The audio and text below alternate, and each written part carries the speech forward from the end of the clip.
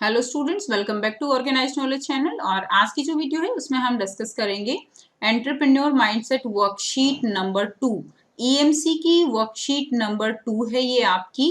ठीक है, last worksheet में हमने समझा था कि ईएमसी क्या होता है, उसका क्या महत्व है, ये हमने पिछली जो ईएमसी की वर्कशीट थी आपकी वर्कशीट नंबर 1 उसमें समझा था। और आज की जो ये ईएमसी की वर्कशीट है इसमें हम एक एक्टिविटी करके देखेंगे और वो एक्टिविटी है 7 मिनट का चैलेंज। सो वर्कशीट शुरू करने से पहले बेटा प्लीज चैनल को सब्सक्राइब कर लीजिए, बेल आइकन को प्रेस कर लो ताकि आपको आने वाली वीडियोस की नोटिफिकेशन मिल जाए। हमने पिछली बार क्या पढ़ा, हमने पढ़ा कि ईएमसी क्यों जरूरी है। हम सब जो है बुकिश नॉलेज तो ले ही रहे हैं, लेकिन हमारी जो स्किल्स हैं, हमारे अंदर क्या टैलेंट है, उसको जानने के लिए ईएमसी जो है वो हमारी बहुत हेल्प करने वाला है। क्योंकि आप जो वर्कशीट हैं, जो एकेडमिक वर्कशीट है आपकी, आप उनको बहुत ज्यादा इंपॉर्टेंस देते हो, बट कुछ बच्चे पूछते हैं कि मैम ईएमसी की वर्कशीट में क्या करना है। तो ईएमसी की वर्कशीट में जो है ये हमारे लिए कैसे बेनिफिशियल है, इसका एग्जाम कैसे आएगा। तो बेटा ये ईएमसी की वर्कशीट जो आपकी एकेडमिक वर्कशीट है उनसे कहीं ज्यादा वैल्यूएबल है। क्यों वैल्यूएबल है? क्योंकि वहां से आप जो एकेडमिक नॉलेज आपको मिलेगा उसको लाइफ में कैसे अप्लाई करना है, आपके अंदर क्या ऐसी क्वालिटी है जिसके बलबूते आप अपने पैरों पर खड़े हो सकते हो, आप अपना एक नाम जो है वो कर सकते हो। ठीक है, तो वो चीज आप कहाँ से सीखोगे, वो चीज आप ईएमसी की वर्कशीट से सीखोगे।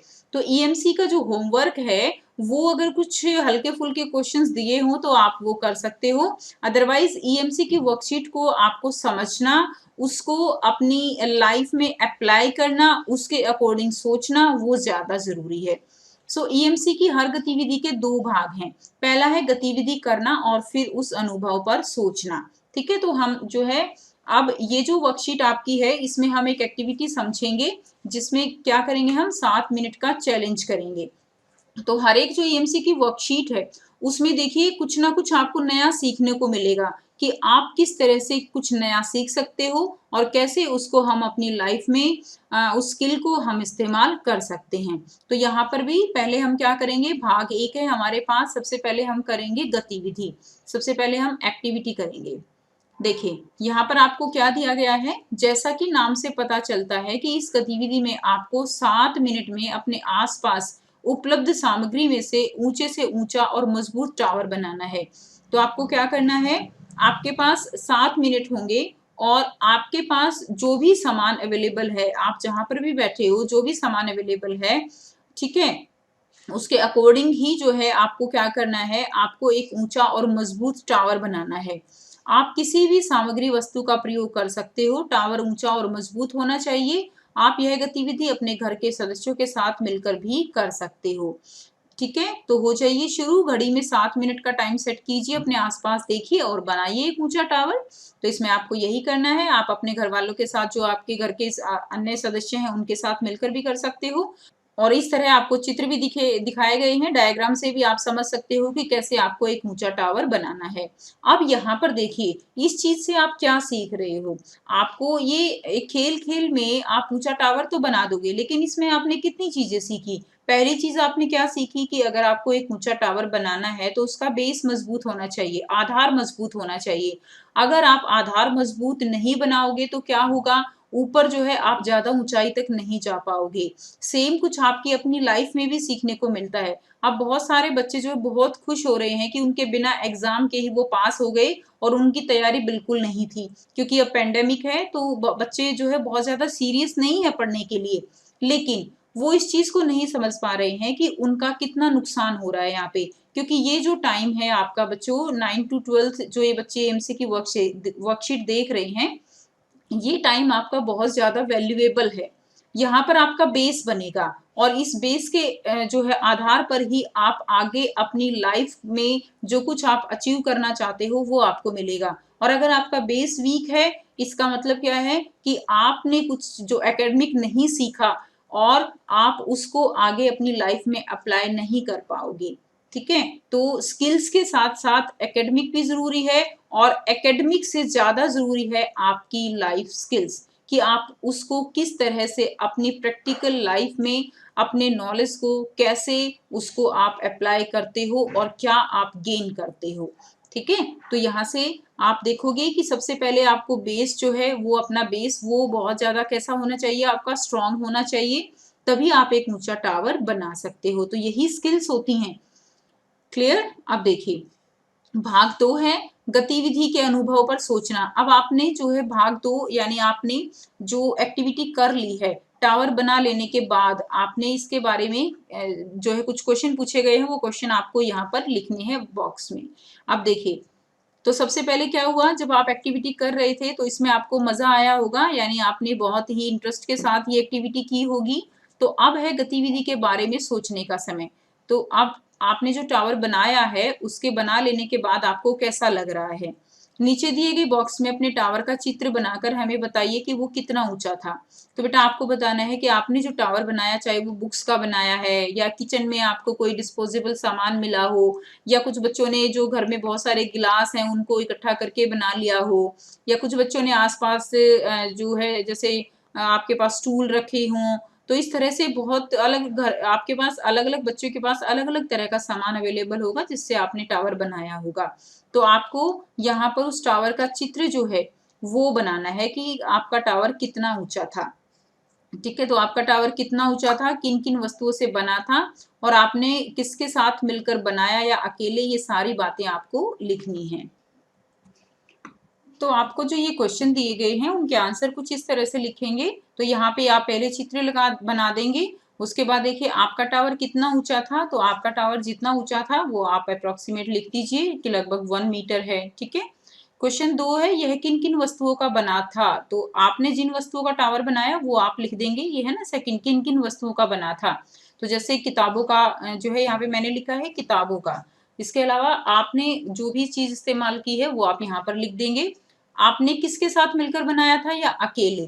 ठीक है, तो आपने यह किसके साथ मिलकर बनाया था या अकेले, तो आप लिख देंगे अकेले। अगर आपने अकेले बनाया है तो अकेले लिख देंगे, अगर आपने भाई बहन के साथ मिलकर बनाया है तो जो है आप वो लिख देंगे। आपने जो और आपको बनाकर कैसा लग रहा है, तो बच्चों आपको बनाकर कैसा लग रहा है वो भी आपको लिखना है। तो आपको यह बनाकर कैसा लगा, तो टावर को बनाकर अच्छा लगा, बहुत ही मजा आया, तो ये आप लिख देंगे। नेक्स्ट देखिए मेरा टावर हमारा टावर। क्या आपको लगा यह करते हुए कि आप रचनात्मक तरीके से सोच पाए। अपने जवाब पर गोला लगाइए। तो अगर आप रचनात्मक तरीके से सोच पाए, आपने सोचा, आपने जरूर सोचा होगा कि मैं इसको कैसे बनाऊं, कैसे ज्यादा से ज्यादा इसको ऊंचा करने की कोशिश करूं। ऊंचा करने के लिए फिर आपने सोचा होगा कि नीचे आधार तो जो है वो क्या रखना होगा, चौड़ा रखना होगा, नहीं तो ये गिर जाएगा। जिस तरह एक मकान जब हम बनाते हैं, एक घर बनाते हैं, तो उसमें क्या है कि हम नीचे से जो है नींव वो चौड़ी भरते हैं। अगर नींव चौड़ी नहीं रखेंगे, वो बहुत ही ज्यादा नैरो रखेंगे, तो क्या होगा, उसके ऊपर हम 5-6 मंजिला इमारत बना सकते हैं क्या, बिल्कुल नहीं बना सकते। इसीलिए हमें रचनात्मक तरीके से सोचा कि अगर हमें नींव जो है वो चौड़ी रखनी होगी, मजबूत रखनी होगी, तभी हम आगे अपनी जो इमारत है उसको खड़ा कर पाएंगे। तो यही चीज आपको यहाँ से सीखने को मिलती है कि अगर अभी आप पढ़ रहे हो, अगर आपका आधार मजबूत नहीं हुआ तो आगे आपको क्या होगा, आगे आपको अपनी मंजिल पाने में यहाँ पर ये जो है परेशानी कठिनाइयां उठानी पड़ेंगी। इसलिए अपना आधार आपको मजबूत करना होगा। तो अपने जवाब पर आपको गोला लगाना है कि क्या आप रचनात्मक तरीके से सोच पाए, तो हाँ हम रचनात्मक तरीके से सोच पाए। नेक्स्ट देखिए क्या आप बता सकते हैं कि इस टावर को बनाने में आपने और किन क्षमताओं का इस्तेमाल किया। तो कौन कौन सी क्षमताओं का, कौन कौन सी आपके अंदर ऐसा टैलेंट है जिसको आपने यूज किया।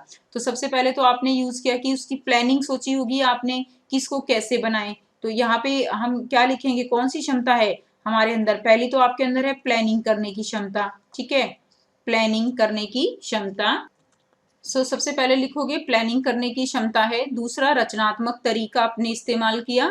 तीसरा खुद से करके देखना। तो तो जो इसमें ये चीज है ना बच्चों, खुद से करके देखना, ये बहुत इंपॉर्टेंट है। कोई भी काम, कोई भी एक्टिविटी जब हम खुद से करके देखते हैं तो वो हमें वो जो है लंबे समय तक याद रहती है। जैसे कि आप साइंस में कुछ पढ़ते हो, अब आप साइंस में एक, मान लीजिए आप एक रिएक्शन ही पढ़ रहे हो, एक अभिक्रिया पढ़ रहे हो, तो उसमें क्या होगा, आपने पढ़ ली, आपको वो ज्यादा देर तक याद नहीं रहेगी। आप नहीं याद रख पाओगे कि मैग्नीशियम ऑक्सीजन के साथ जब अभिक्रिया करता है, रिएक्ट करता है, तो मैग्नीशियम ऑक्साइड बनता है। लेकिन जब आप इसको खुद से मैग्नीशियम को ऑक्सीजन की प्रेजेंस में आप उसको बर्न करके देखोगे, आप देखोगे उसमें जो व्हाइट स्मोक है वो कैसे निकलता है, तो आप उसको भूल नहीं पाओगे। बड़े, जब आप जो है साइंस मान लो आपने छोड़ भी दी, तब भी आपको याद रहेगा कि जब हम मैग्नीशियम को जलाते हैं तो उसमें सफेद रंग का धुआं निकलता है। तो इसीलिए ये जो चीज है ये सबसे इंपॉर्टेंट होती है कि जब हम किसी भी चीज को खुद से करके देख लेते हैं तो उसमें हम एकदम मास्टर बन जाते हैं। समझ आया? तो ये थी आपकी आज की बेटा ईएमसी की वर्कशीट, और उम्मीद करती हूँ आपको ईएमसी की वर्कशीट्स की इंपॉर्टेंस भी समझ आ गई होगी कि ईएमसी की वर्कशीट्स आपके लिए एकेडमिक जितनी ही इंपॉर्टेंट हैं। इनको जो है, आपको जो भी वर्कशीट आती हैं, जो भी एक्टिविटी आती हैं, उनको आपको जरूर करके देखना चाहिए। अब देखिए यहाँ पे कुछ और भी दिया गया है। खुद करके सीखे हुए कामों का अनुभव हमें अक्सर लंबे समय तक याद रहता है और उससे मिली सीख हमारे व्यवहार और कामों का हिस्सा बन जाती है। इसलिए भविष्य की क्षमताएं सीखने के लिए उन्हें गतिविधियों द्वारा करके देखना और उनसे मिली सीख पर सोचना जरूरी है। तो इसीलिए जो भी हम करके देखते हैं वो हमें लंबे समय तक याद रहता है। ठीक है, सो ये थी आपकी आज की वर्कशीट स्टूडेंट्स। आई होप बच्चों आपको वर्कशीट क्लियर है। कोई भी डाउट है आप कमेंट सेक्शन में कमेंट करके पूछ सकते हो। अगर आप बच्चों को वीडियो अच्छी लगी तो लाइक कर दीजिए, शेयर कर दीजिए और चैनल को सब्सक्राइब कर दीजिए। So thanks for watching.